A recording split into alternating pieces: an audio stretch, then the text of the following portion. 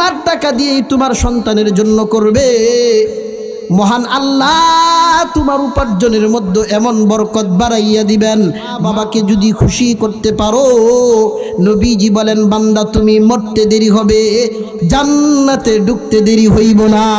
ওই যুবক সন্তান জঙ্গল থেকে লাকড়ি কুড়াইয়া যেই অর্থ উপার্জন হয়, এটা সম্পদটা তিনটা ভাগ করে একটা অংশ তিনি গরিব মিসকিনদের মধ্যে দান করে দেন, একটা অংশ মা বাবার কাছে দিয়ে দেন। মা তার জন্য এমনভাবে দিল থেকে দোয়া করে, দোয়ার বদলেতে আল্লাহ কেমন লাভবান করছিলেন সামনে আসবে। আমাদের জন্য মুফাসসিরিনে কেরাম এখান থেকে সবক দিয়েছেন। ও যুব সমাজ, ওই বনি ইসরাইলের যুবকের মতন তোমরাও তোমাদের উপার্জিত অংশকে তিনটা ভাগ করো। একটা অংশ তুমি আল্লাহর রাস্তায় খরচ করে দাও, এতিম মিসকিনদেরকে তুমি দান করে দাও, মাদ্রাসা মসজিদে দান করে দাও, মাদ্রাসা মসজিদে দান করে দাও, দ্বীনের খাতে দান করে দাও। কারণ হইল রে দুনিয়াবাসী, একটু চিন্তা করো, এই যে দুনিয়ার মধ্যে আমরা বসবাস করতেছি, আমার বলতে কতটুকু? আমার বলতে তিন জিনিস। কয় জিনিস? কথা বলে না, খারাপ লাগতেছে আপনাদের? আমার বলতে কয় জিনিস? একটা হইল আমি যা খাই ভিতরে ঢুকে এটা আমার, আমি যা পড়ি এটাও আমার, আর আমি যা আমল করি এটাও আমার। প্রথম দুইটা দেখেন, যেটা খাই এটা তো নষ্ট হয়ে বের হয়ে যায়, কথা বলে না। আর যেটা পড়ি কাপড় চাপড় এটাও তো এক সময় পুরান হয়ে যায়, কোনো কাজে লাগেনি।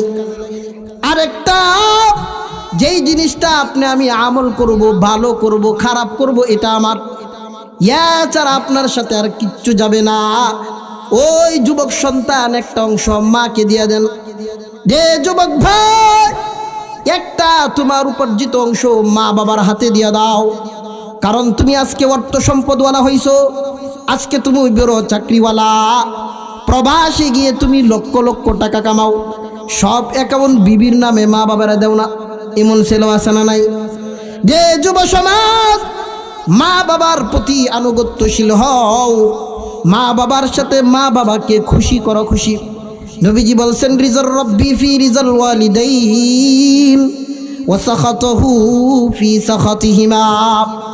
যে যুব সমাজ, ও দুনিয়ার সন্তানরা, মা বাবাকে যদি সন্তুষ্ট করতে পারো, খেদমতের মাধ্যমে, টাকা দেওয়ার মাধ্যমে, আদর সোহাগের মাধ্যমে, যেইভাবেই মাকে যদি খুশি করতে পারো, বাবাকে যদি খুশি করতে পারো, নবীজি বলেন মা বাবা খুশি তো আল্লাহ খুশি, মা বাবা নারাজ তো আল্লাহ নারাজ। ও যুব সমাজ, তুমি যদি মা বাবাকে খুশি করে মা বাবার থেকে যদি জান্নাতটা অর্জন না করতে পারো, তাহলে তুমি নিজে কপাল পোড়া।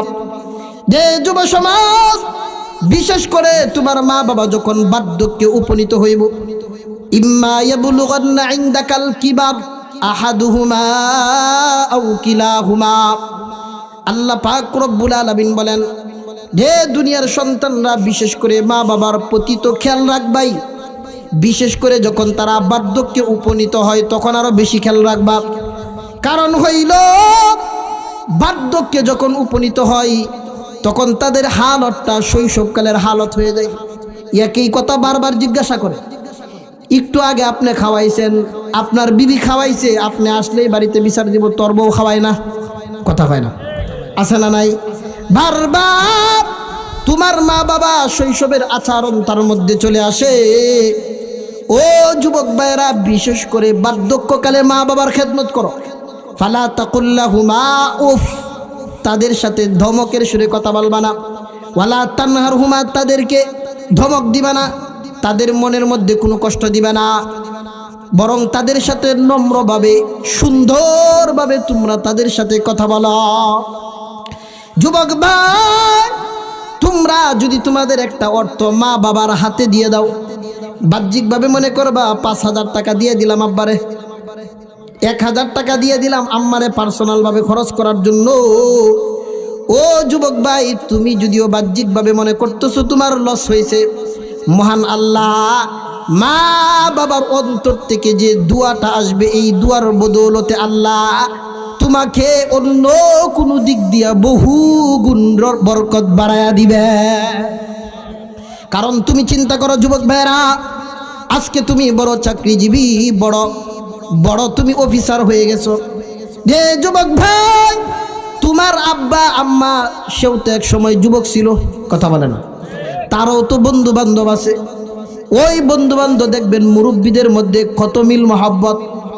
ওই মুরব্বীদের মধ্যে বন্ধু বান্ধব প্রতিদিন বাজারে যায়, অন্য বন্ধু তাকে চা খাওয়ায়, সে মনে মনে এর 2 দিন পরে আর যায় না।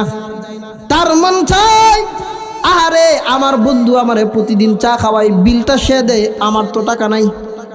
মনের মধ্যে বড় ব্যথা নিয়ে সে যায় না। আর তুমি যদি নিজের অর্থ থেকে কিছু অংশ মা বাবার হাতে যদি উঠাইয়া দাও, তোমার বাবার মনটাই বড় থাকবে। কথা কোন ঠিক না বেঠিক?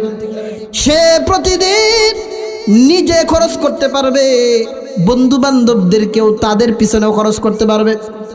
অনেক সময় তোমার বাবা যখন বাজার থেকে আসে, তোমার সন্তান বলে দাদা কি আনছো মজা দেও, তখন দাদা মনের মধ্যে বড় ধাক্কা লাগে, আহারে এই সন্তানের জন্য সব করলাম, আজকে সন্তানের উপর সব ছেড়ে দেওয়ার কারণে একটা মজা না টাকা আমার কাছে নেই। যে যুবক ভাই, তোমার টাকা দিয়েই তোমার সন্তানের জন্য করবে, মহান আল্লাহ তোমার উপার্জনের মধ্যে এমন বরকত বাড়াইয়া দিবেন। মা বাবাকে যদি খুশি করতে পারো, নবীজি বলেন বান্দা তুমি মরতে দেরি হবে, জান্নাতে ঢুকতে দেরি হইব না। তার 3 ভাগের অর্থ 1 ভাগ দিয়া দেয় মার হাতে, মা দোয়া করেন, মা সন্তানের জন্য দোয়া করেন। এইভাবে জিন্দিগি যাইতেছে। রাতের বেলা তিনি 3টা ভাগ করলেন রাতকে। মুফাসসিরিনে কেরাম বলেন প্রথম ভাগে মা বাবার মার খেদমত করে, আর অর্ধেক অংশ সে রাত্রে ঘুমায়, আর 1 ভাগে সে আল্লাহ তাআলার ইবাদত করে। কন্যা সুবহানাল্লাহ।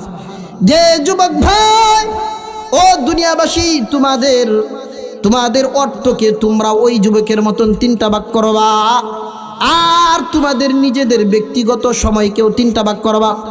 একটা সময় মা বাবার খেদমত করবা, আরেকটা সময় আল্লাহর সন্তুষ্টির জন্য ইবাদত করবা, আরেকটা সময় তুমি নিজের প্রয়োজন পূরণের জন্য ঘুম বা বিশ্রাম করবা।